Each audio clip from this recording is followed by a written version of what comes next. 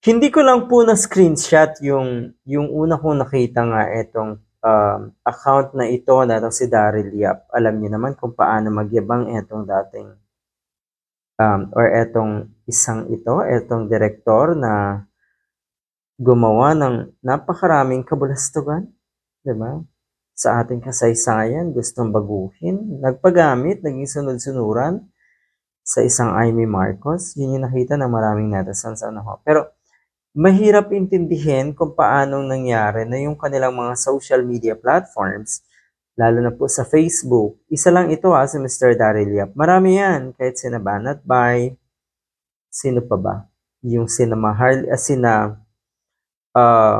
Sas Rogando Sasot, yung mga social media platforms ng mga yan ay paunti ng paunti when it comes to numbers of followers. At ito talaga, napakatindi Mula 1 million, mag-1.1 na yon nung isang araw. Isang araw, kamakailan lang Tapos, kahapon ata ay na-check ko rin, nakita ko rin, hindi ako naka-follow. Pero kasi minsan tinitignan natin yung kanilang mga post para, 'di ba, konting pagkakamali nila, konting or yung tipong yung pagkakataon na sila ay makapanloko, makapangutunan naman ng mga kababayan natin ay sanay masupla, sanay maiwasan. So nakita ko rin to kahapon, tinignan ko yung account, nasa 917. So imagine niyo po, from 1.1 million, bumaba siya sa 917K followers. Aba, hindi to talaga bago sa mga pulangaw. Yun pa rin ba ang tawag natin sa mga pulangaw na nasa social media, yung mga diehard, anyway, nandyan pa yung mga diehard na yan. Marami sa kanila talaga ay pabawas ng pabawas ang kanilang mga number of followers.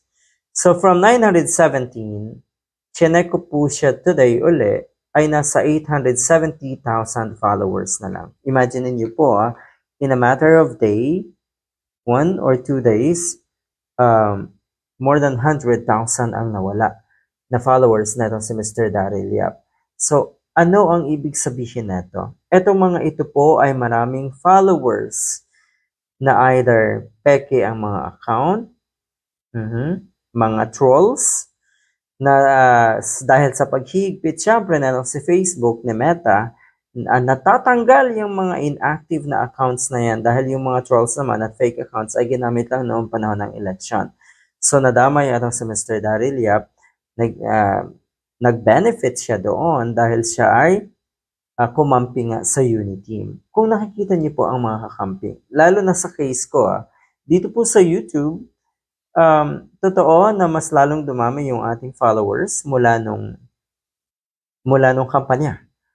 Pero iniisip ko nga na siguro hanggang doon lang yon. Pero yung araw-araw, kada buwan ay nadadagdagan tayo ng mahigit 3,000 na subscribers. Abay, malaking bagay yan.